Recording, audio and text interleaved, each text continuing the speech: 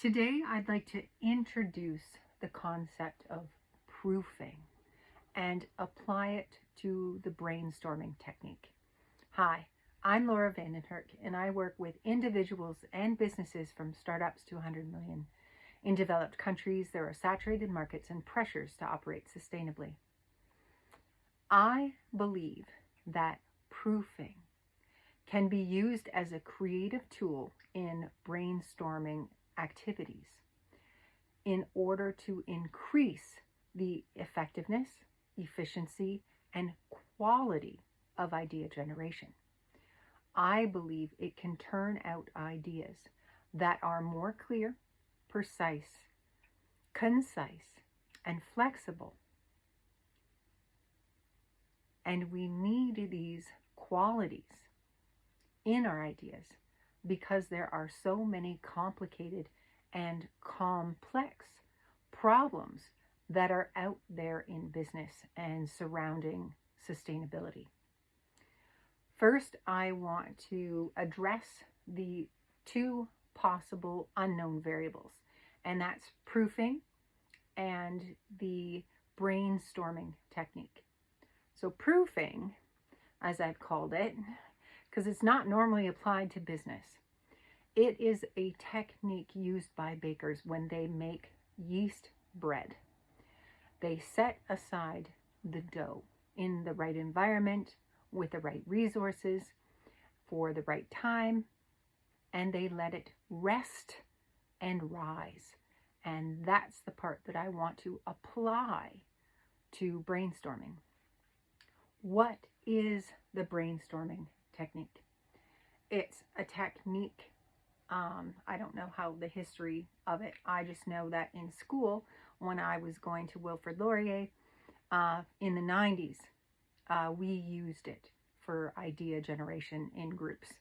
And it allowed ideas to flow freely. And there was someone who was in charge of writing these ideas down as the people who were attending would spout them out.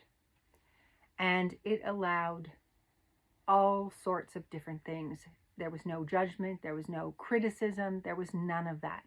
What came top of mind when you were thinking about a problem?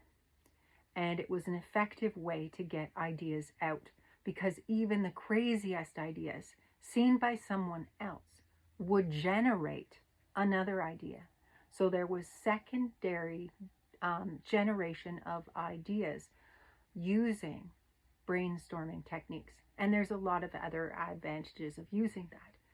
I'm suggesting adding proofing as a creative tool to brainstorming in order to ensure the quality of solutions that are going to come from those ideas.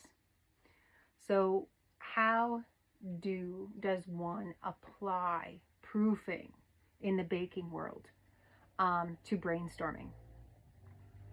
I'm going to give you an example of a single person at work at their desk doing their work, and when they hit a wall,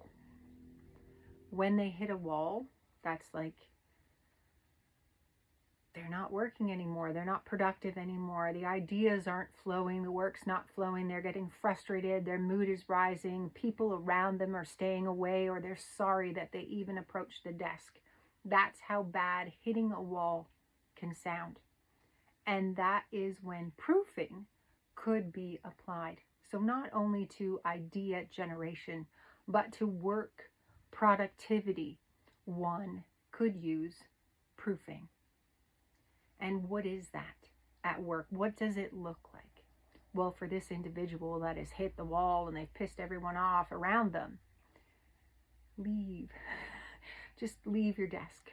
Leave it. You need to rest and rise. What does that mean for you? And this solution or technique is not a one-size-fits-all. So there's no, buying it on a shelf in a book saying, okay, you need to do this and following a method. No, what works for you?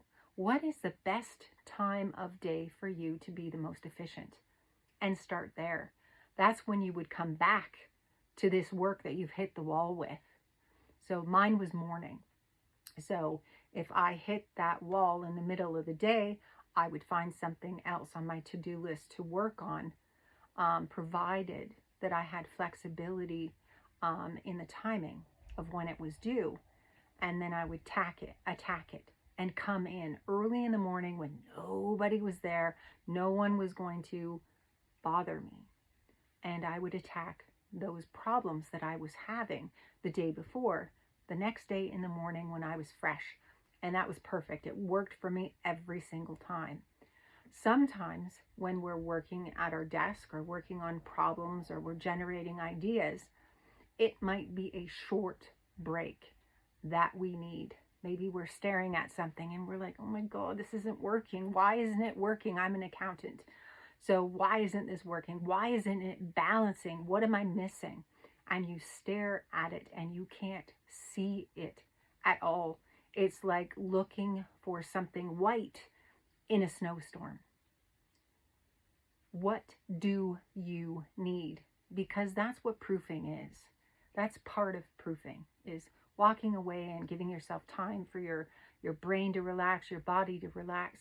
But it's also, what do you need? Are you thirsty? Are you hungry? Do you need a walk? Do you need to stretch? Do you need to get the kinks out in your neck and give yourself a massage?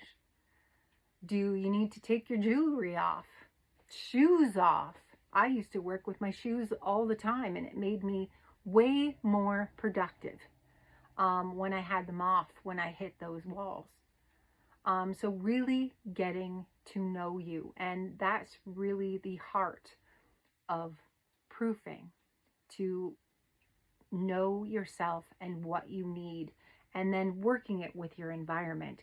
Like if you need to take your shirt off or something like that, and that's not appropriate at work, that's not what I'm suggesting.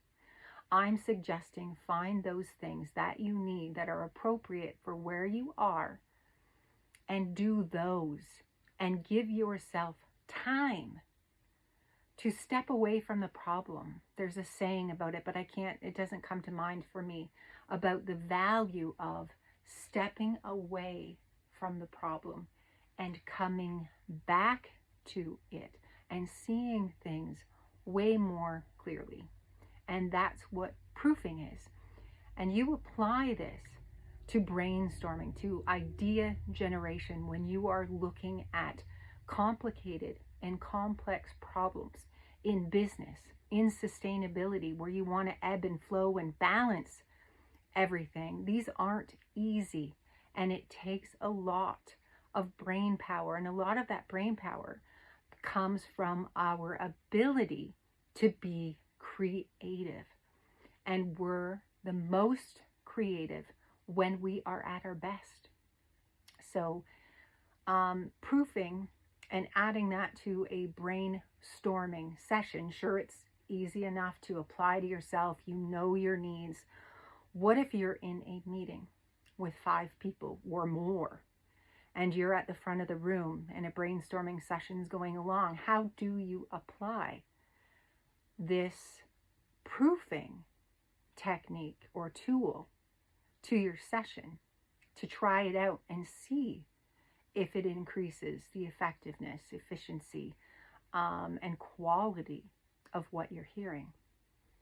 I would suggest, as you're writing things down, you know your group, if you've worked with this group before, and all of a sudden you're getting wild and wacky ideas and you're getting more and more and more and more of them, the brains are starting to flow slower. Instead of being that nice tap with a good pressure for the shower, they are now dripping on your head, and you're not going to get the shampoo out of that, meaning you're not going to solve problems with those types of ideas. Brainstorming technique has now run its course, and it's not being effective. So proofing tool. All right, guys, this has been really great. There's awesome ideas here. I really love what we're doing. Got started with a bang. Give them a break. And you're going to have to decide how much of a break they're going to need, and give it to them. And if you make a mistake and they need another break, say, you know what? when they come back and you're doing the brainstorming again, be creative. Brainstorming is all about creativity. So if you have to be creative when you are implementing a new tool and trying it out, exploring with it, experiment with it within reason, and I don't know, half an hour in, you're like, oh my gosh, it's still not generating anything. Call it a day. Give them a bigger break. Go to lunch. Have lunch early. Or give them a short break and see what happens. And feed them with some ideas of your own and see what that does. And that's another technique that I can talk about on another day. So try proofing in your work and idea generation and see what it does for you to rest and rise, take care of yourself, and give yourself distance and time from the problems, the work, the ideas that you need to generate, and see what it does for you. I'm really sure that it will increase the probability in a positive way. Cheers, folks.